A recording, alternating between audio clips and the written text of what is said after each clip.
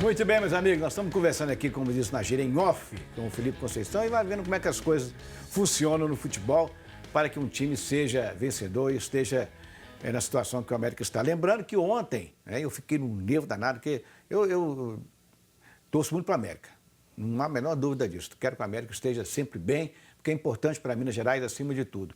Mas estava 2-1 para o Coritiba estava jogando melhor, na minha opinião, no primeiro tempo, do que, ou mais objetivo, digamos assim, do que o Cuiabá, mas no final das contas, 3-3, um resultado que foi bom.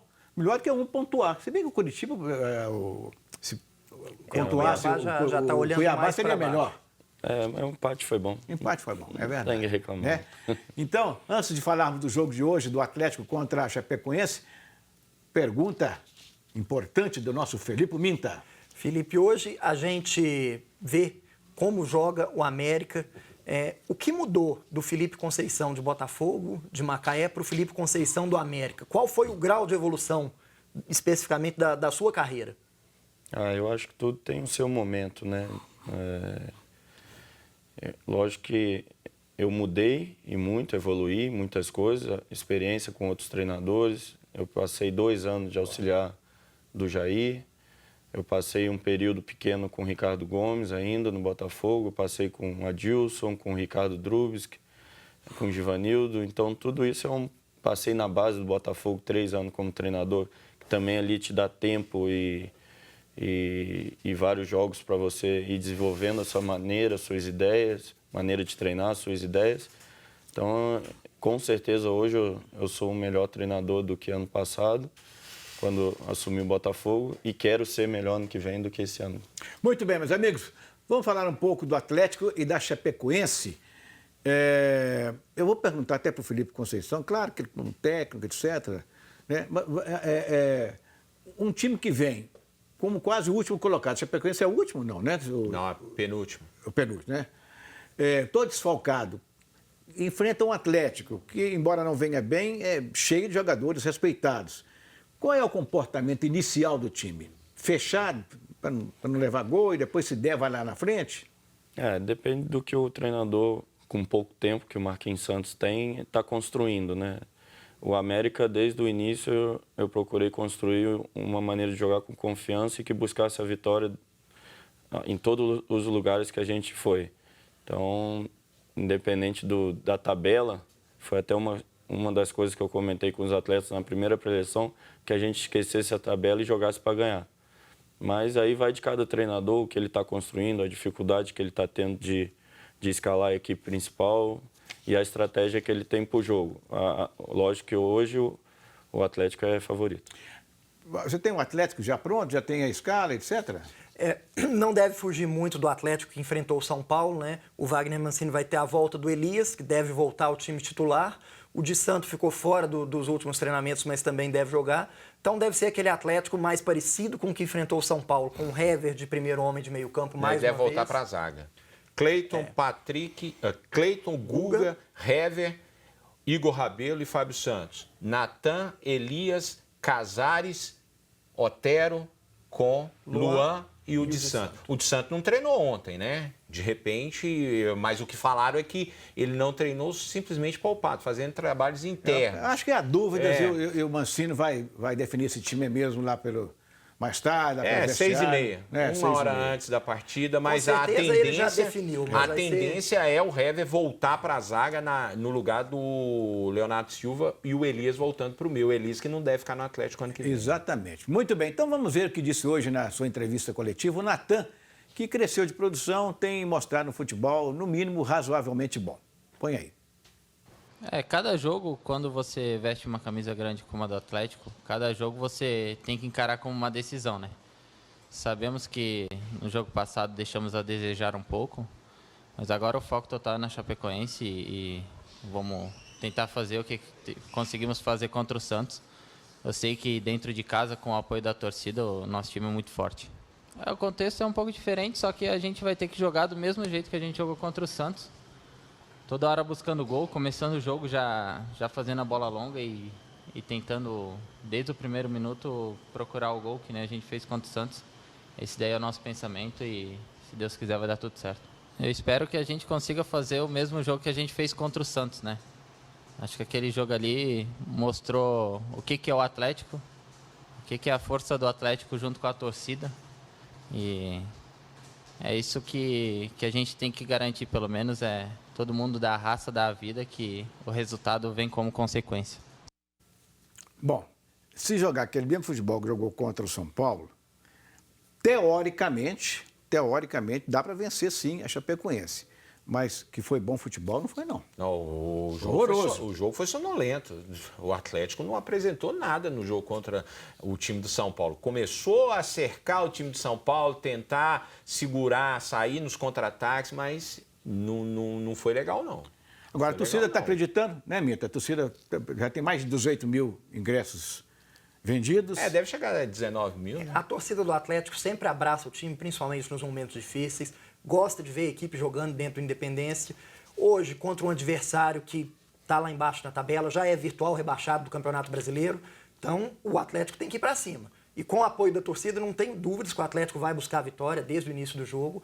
E a tendência é que consiga a vitória. Porque mesmo com todos os problemas que o Atlético enfrenta, tem um time muito mais qualificado que a Chapecoense.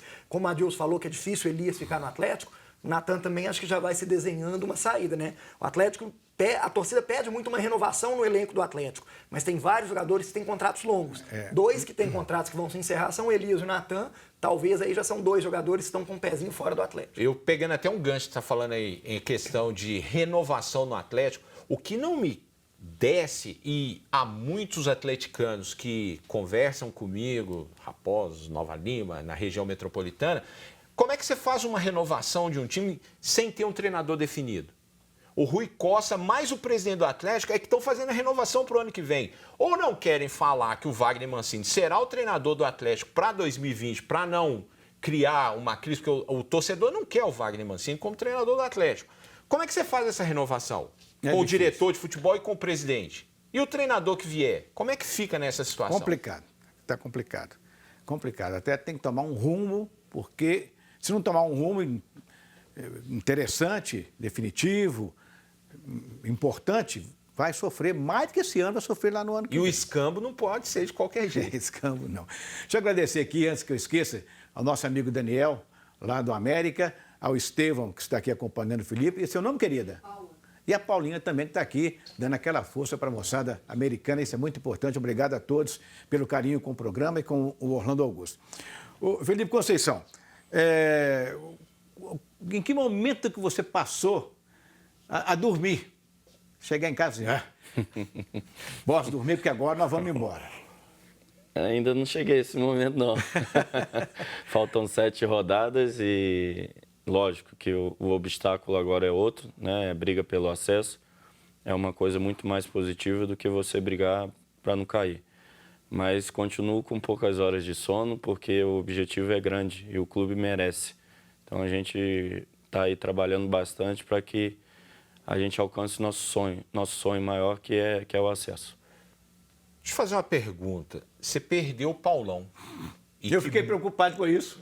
E que muitos tinham no Paulão o grande jogador do América, um jogador experiente, campeão brasileiro pelo Cruzeiro, passagem por grandes clubes. E aí você tem, porque eu acho que o esteio de um time você tem que ter um bom zagueiro, um pouco acima da média, um goleiro, um meio-campo. No meio-campo você tem um cara de 31 anos que tem um pulmão que é brincadeira, que é o Juninho. E tem no ataque o Júnior Viçosa, que não vinha sendo aproveitado. Quando você perdeu o Paulão, bateu aquela dúvida assim, agora eu perco um cara experiente, um cara que poderia me conduzir e tal, até ajudar os jovens. E aí aparece o Lucas Cal. Como é que você pincelou isso? O Lucas Cal foi um pedido meu, para ter mais um zagueiro. Não adivinhava naquele momento que o Paulão fosse sair, mas precisava de mais um zagueiro para compor o elenco.